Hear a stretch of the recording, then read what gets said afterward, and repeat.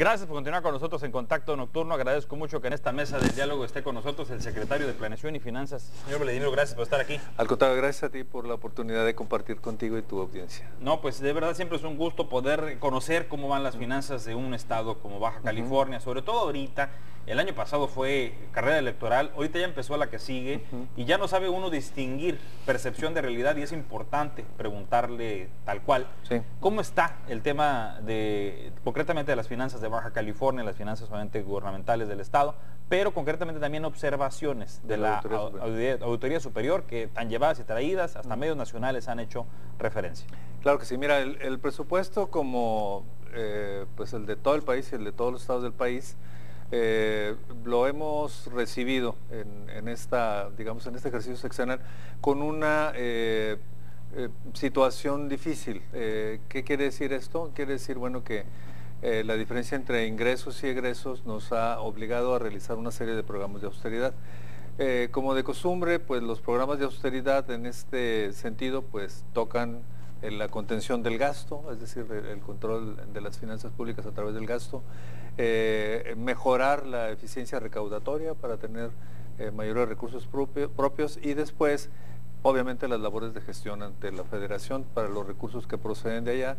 No todos son por fórmulas, la mayoría llegan a través de una fórmula que toma en cuenta diversos factores, entre otros la población, los índices de marginalidad, la participación a través de la recaudación.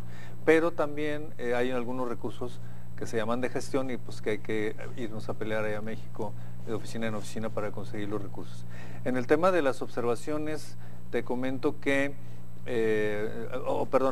terminando el tema de presupuesto, te comento que en este año esperamos un cambio en la modalidad de la preparación del presupuesto desde la óptica federal.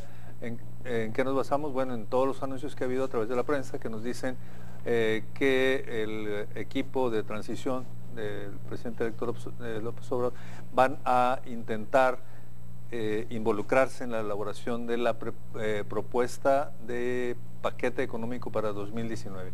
Si esto es así, esperamos nosotros algunas noticias buenas para Baja California importantes, como son el cumplimiento de la promesa de disminuir el IVA hasta el 8% y la creación de una serie de zonas económicas, entre otras la zona económica fronteriza, que también no conocemos las características. Tendremos que esperar hasta el 8 de septiembre, que es cuando entregan el paquete económico, y a partir de ahí sabremos con precisión hacia dónde apuntará la distribución de recursos federales hacia los estados. Por otro lado, nosotros aquí digamos en el estado ya iniciamos el proceso, anticipamos a todos los secretarios un cierre del sexenio de mucha austeridad y de mucho control. ¿Por qué razón? Pues porque los cambios en la ley nos obligan a una serie de medidas, sobre todo de control de los indicadores de deuda a través del semáforo de alertas financieras, del compromiso de dejar en cero los préstamos de corto plazo, lo cual pues exige un esfuerzo importante, la necesidad de plantear un presupuesto digamos equilibrado, que no implique un déficit, y por supuesto dentro de todo esto la necesidad de cerrar adecuadamente el sexenio. Entonces iniciamos esta propuesta presupuestal nuestra de Baja California con la expectativa de lo que va a pasar a nivel federal. Hemos platicado con el gobierno actualmente digamos al cargo de la Secretaría de Hacienda, pero sabemos que ellos pues hacia noviembre y diciembre saldrán, entonces necesitamos saber quiénes son los actores del que entran. No hemos platicado con ellos porque obviamente por protocolo hay que esperar a que se les entreguen sus constancias de mayoría y a que se les declare oficialmente ya gobernadores electos. El tema para nosotros es esperar los grandes números y a partir de ahí complementarlo con los locales para elaborar el presupuesto 2019. En el caso específico de estos programas de austeridad tocan, por supuesto, a la contención del gasto corriente, continuar con las políticas de austeridad en ese sentido que nos han dado buenos resultados en el sexenio. Tenemos algunos ahorros ya importantes y pensamos continuar por ahí. La política de no sustitución de plazas vacantes, que es muy importante para nosotros. El tema de la no adquisición de vehículos nuevos salvo justificación, sobre todo pues en el sector de seguridad, obviamente. Y dentro de todo esto, los programas de ahorro normales que tienen que ver con energía eléctrica, combustible, uso de teléfonos celulares, en fin, así va a ser la mecánica durante 2019. Las observaciones, te comento, son para nosotros un instrumento habitual de trabajo. La Auditoría Superior cada año prepara su plan de auditorías y acuden al Estado a revisar el gasto público y su ejercicio.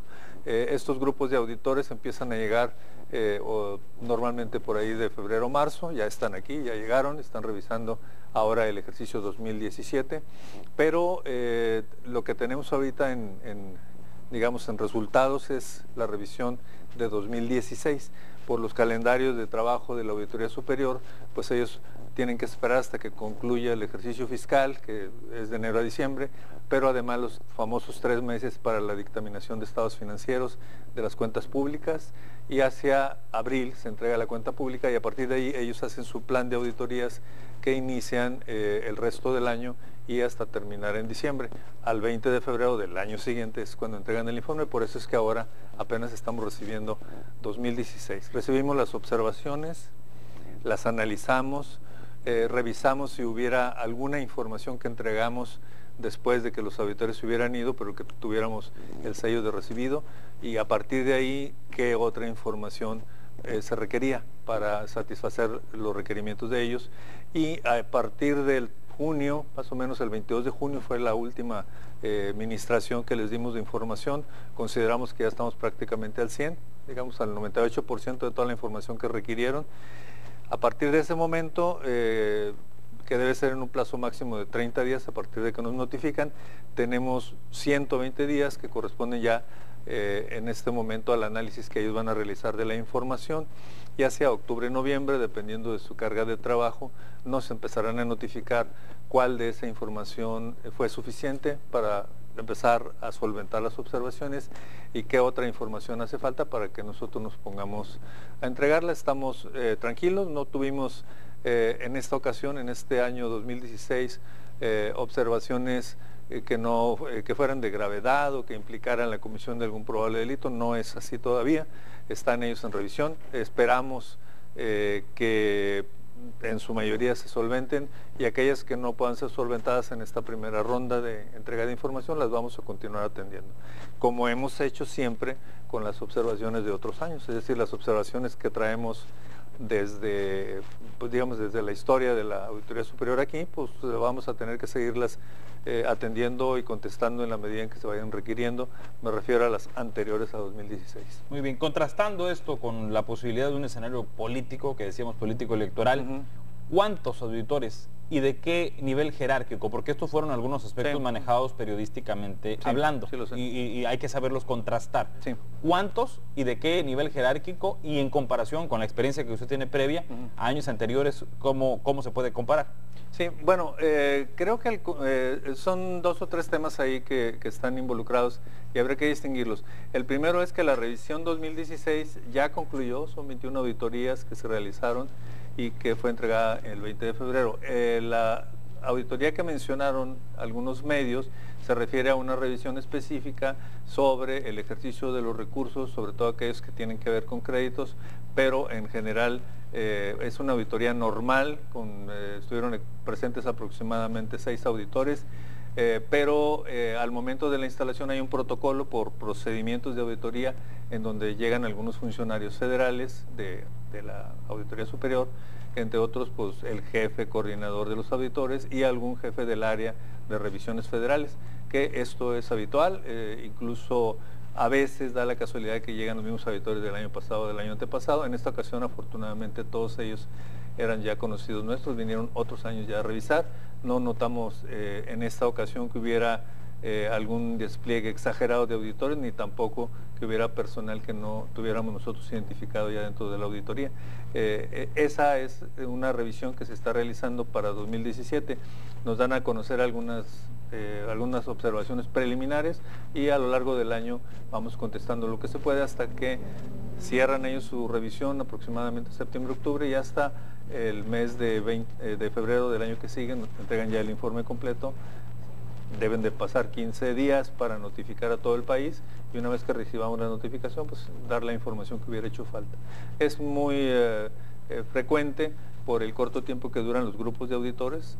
En esta ocasión esperamos que sean entre 12 y 18 auditorías, que este grupo de auditores duren 6 a 8 semanas más o menos su trabajo. Llegan, nuestra obligación es atenderlos. ¿Cuántos son? ¿En total? Sí. Bueno, cada grupo llega más o menos entre 8 y 10 auditores. ¿Y cuántos grupos aproximadamente? En este año esperamos de 18 a 20. ¿Y esto es, comparado con el año pasado, el mismo número de grupos? Muy similar, muy similar. ¿Y en cuanto a la jerarquía de estas personas que visitan a la auditoría? Es la misma de siempre. Llegan los auditores, digamos los auditores que están adscritos. Llega el coordinador de los auditores, que es una persona que, entre otras cosas, tiene el trabajo de revisar que las cargas de trabajo entre ellos se distribuyan y cumplan, y a veces llega una autoridad al inicio y al final, porque hay que hacer un protocolo, hay que hacer un acta, entonces tienen que venir una autoridad de nivel superior, un subdirector, un director, para la firma de las actas de inicio y de las actas de término, claro, darnos a conocer los resultados, y entonces ya pues se retiran.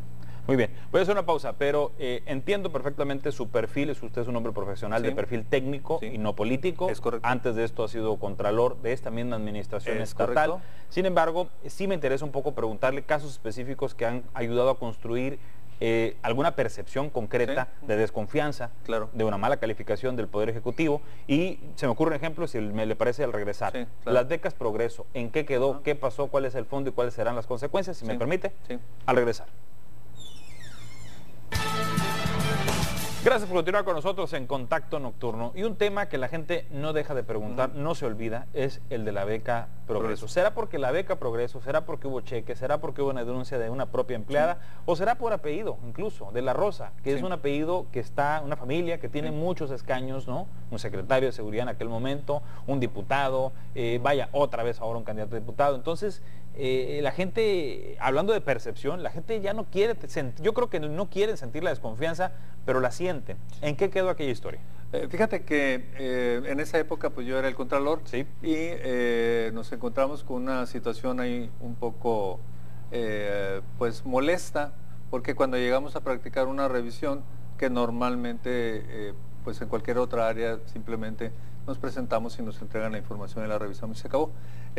La directora pues no aceptó entregarnos la información y no nos quería dejar, no a mí pues, pero a los auditores. Y bueno, los auditores preguntaron qué hacer y pues aplican lo que dice la ley. La ley es muy sencilla, es si te niegas a entregar la información a una autoridad revisora, a un fiscalizador, la ley contempla perfectamente lo que tienes que hacer, y lo primero es pues pedirle a la persona que te debe entregar la información y no lo hace, que se retire, y advertirle que tiene tantos días para entregarte la información o la sancionas. O sea, la ley no admite, no tiene muchos vericuetos. Entonces se le dijo eso, ella pues dejó a la administradora para que entregara la información, le dijimos que tenía tantos días, no los entregó y tuvimos que suspenderla de manera provisional únicamente mientras nos entregara la información. Más tarde ella aceptó y se acabó digamos, la suspensión. ¿Qué encontramos? Te comento que encontramos una serie de irregularidades, pero de tipo administrativo a la hora de administrar el recurso. Ese recurso tenía pues ya 8 o 9 años funcionando y nunca había sido revisado por la Contraloría. No es algo inusual, la Contraloría es muy pequeña y para poderle dar la vuelta a todo el aparato gubernamental pues necesitamos al menos 2 a 3 años, entonces vamos dando vuelta ahí, pero este fondo no había sido auditado. Cuando lo auditamos nos encontramos que tenía una serie de problemas de tipo administrativo y faltaban muchas comprobaciones de los recursos. En ese momento los auditores no tenían todavía noticia de que hubiera alguna denuncia, porque pues el Ministerio Público no está obligado a andarnos avisando a la Contraloría quién interpuso una denuncia, ¿no? Se consideran reservadas y hasta que termina la investigación. Entonces lo que hicimos fue preguntarle a la directora acerca de esa denuncia, que ella dijo, pues creo que ustedes están haciendo esta revisión y hay una denuncia. Muy bien, entregamos la denuncia, abrimos una segunda investigación sobre la denuncia, tomando en cuenta los datos que ella aportó, y entonces se quedaron abiertas las dos investigaciones, tanto la auditoría formal que estábamos haciendo como la otra. ¿Cuál fue el resultado? El resultado es que la revisión que se hizo de la demanda, vimos que estaba planteada de manera correcta y que no éramos autoridad competente para una demanda de ese tipo, y nos comunicamos con el Ministerio Público y le dijimos que pues, estamos enterados y que ellos continuaran su trabajo. La PGJG, la Procuraduría General de Justicia del Estado. Exacto, el Ministerio Público, el Fuero Común. Y nosotros nos concentramos en la revisión a la que íbamos, que era básicamente todo el proceso administrativo. Al final, después de varias semanas de revisión, encontramos que había muchos faltantes de información y se decidió pasar a una segunda etapa de información, en donde se mandó llamar a todos los directores que estaban nombrados ahí, que hubieran recibido algún recurso y no pusieron su comprobación. Y simplemente para preguntarles si existía la comprobación y esa comprobación, cuál era el estatus o por qué no la habían entregado si no existía, y si la habrían entregado, cuál era. La revisión se efectuó, fue muy lenta porque eran más de 400 personas, pero se desahogó.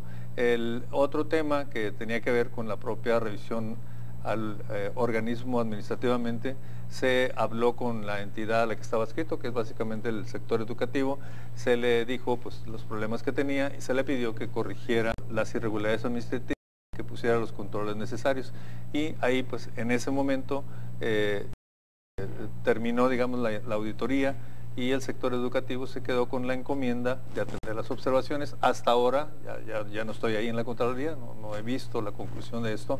Sé que de los indiciados, digamos, en la denuncia ante el Ministerio Público, abrió por ahí una carpeta para revisión, y a 2 de ellos al menos se les llevó una sanción por no presentar la información en tiempo. La directora pues fue adscrita a otra unidad, no hubo para ella ninguna sanción en ese momento. Los indiciados en la denuncia fueron retirados administrativamente de ese lugar, a otros lugares donde se esperó a que terminara toda la investigación de la Procuraduría, y se continuó hasta donde se contó la investigación de cada uno de los gastos. ¿Qué es lo que ha sucedido? Es que en ese contexto las autoridades administrativas del sector educativo decidieron modificar el esquema, porque estaba basada en la aplicación de un fondo. Donde tenemos noticia, en esa fase están, que la beca Progreso se nuevamente eche a andar, pero ahora bajo un esquema administrativo que permita mayores controles. Nosotros llegamos hasta el nivel de sugerirles que pusieran algún contralor o revisor para que verificara eso. No encontramos elementos para aplicar alguna sanción y nos retiramos. Ahora la Contraloría, las autoridades de la Contraloría actual pues continúan con el proceso, y no estamos en este momento en posibilidad de saber qué avance tienen, no les hemos preguntado, pero suponemos que continúan tratando de arreglar administrativamente la forma como operaba. ¿Cuál era el problema? Pues y pues es un fondo que implica recursos públicos. Ese es todo lo que sabemos hasta.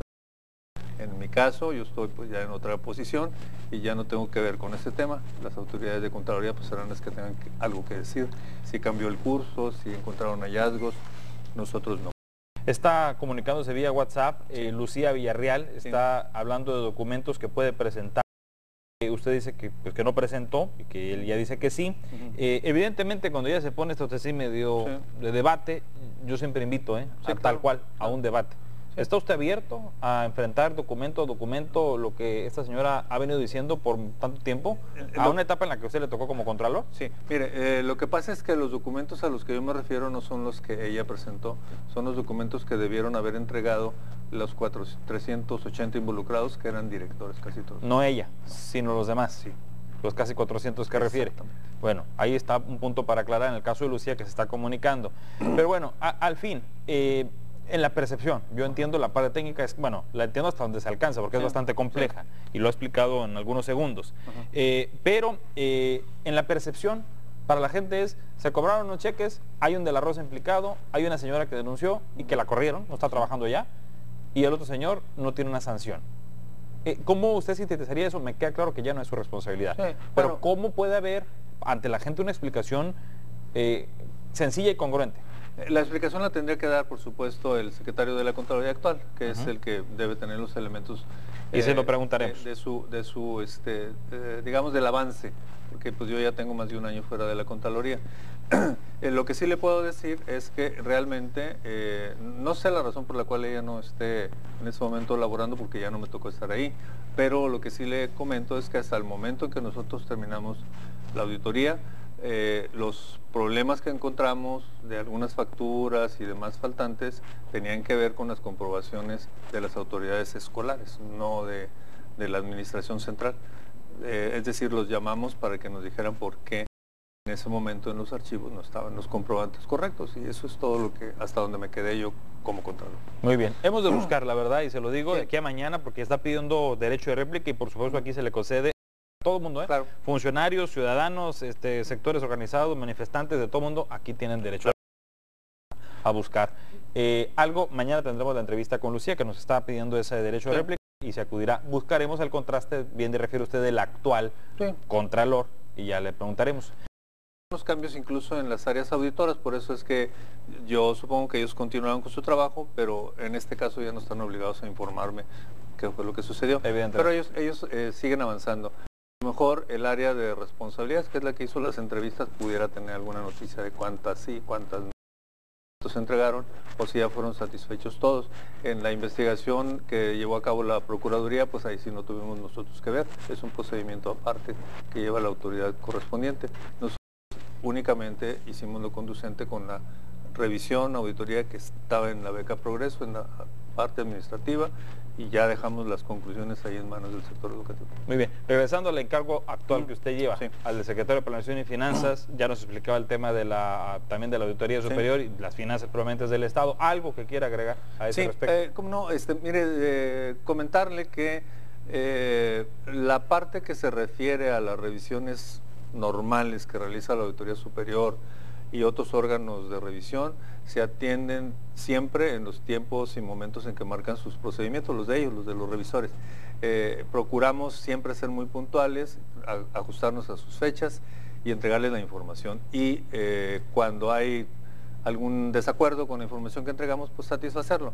En el caso pues de la auditoría, le comento, no es algo nuevo, no se acaba de realizar una serie de auditorías ahora, no, desde que nosotros llegamos en 2013, en diciembre del 2013, nosotros ya teníamos como parte de la entrega-recepción conocimiento de una serie de observaciones que abarcaban algunas de ellas 2004-2006 hasta el año 2012.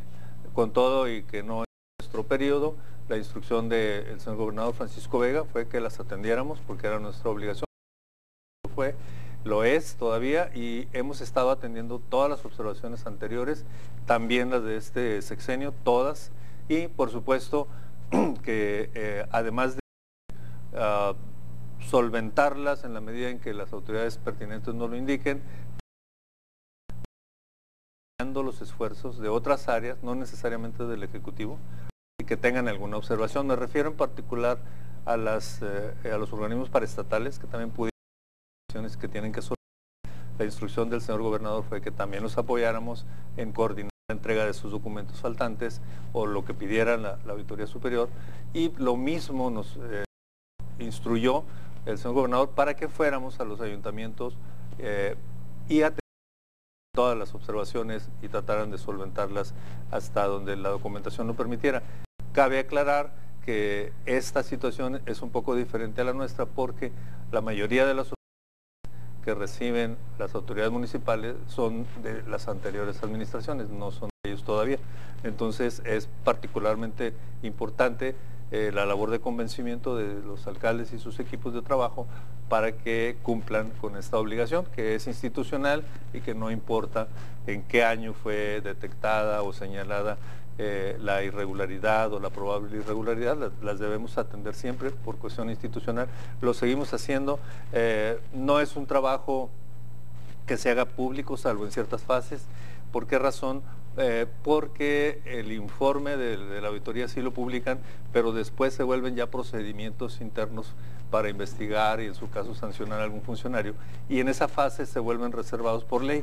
Entonces ya ahí no podemos dar a conocer los detalles, ¿Por qué razón? Porque pudiera darse el caso de que hubiera algún funcionario involucrado y le estaríamos violentando su derecho a la defensa y la presunción de inocencia. Entonces él tiene que tener intactos todos sus derechos para acudir y presentar lo que en su derecho convenga y tratar de explicar qué fue lo que sucedió.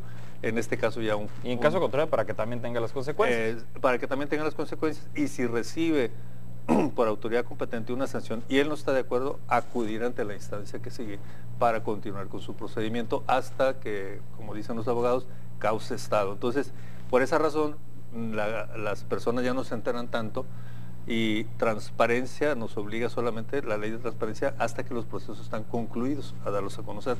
Entonces, por esa razón es que las personas solamente no están obligadas a ser expertos en eso, solamente se basan en lo que leen en el informe, pero para incluso interpretar correctamente el informe tiene uno que saber en qué fase de la fiscalización está para poder evitar el suponer y condenar a una persona simplemente porque se le planteó una observación a un gobierno, a un área administrativa o a un funcionario en particular, porque en ese momento todavía no está acreditada su culpabilidad y todavía tiene por delante mucho tiempo para acreditar el correcto uso de los recursos en su caso. Muy bien, le agradezco mucho, secretario, la explicación. Sé que es amplia, compleja, pero le pido de favor, pues el próximo mes, que no se nos vea agosto sin que esté de nuevo, porque claro, entiendo que siguen avanzando las auditorías y ha sido, y usted lo sabe, de interés de toda la comunidad saber cómo va. Sí, claro que sí. Y escuchar con muchísimo gusto. Todo lo que podamos, desde luego, informar, con gusto lo haremos. Estamos obligados en ciertas fases por transparencia a reportar cómo es que vamos y lo hacemos.